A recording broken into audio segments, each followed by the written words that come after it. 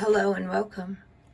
The healing benefits of thyme, Thyme, essential oil. It can be used in a diffuser, topically, orally, or to cook with. Thyme essential oil is one of the most potent antioxidant essential oils, making it valuable for almost any condition. Since it can destroy harmful free radicals that cause premature aging and disease.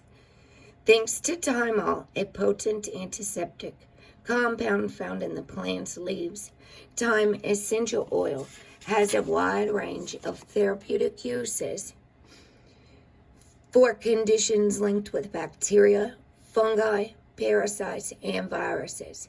It is one of the best remedies for coughs, sore throats, bronchitis, respiratory infections, and whooping cough. A growing body of research shows that thyme may have anti-cancer benefits. Research found in the journal BMC Notes found that thyme, in combination with oregano oil, was effective in inhibiting human leukemia cells, suggesting the herb may hold potential for the natural treatment of cancer. Promotes forgiveness and offers release, among many other benefits. I will post the rest of the information in the description box as well as in the comments below.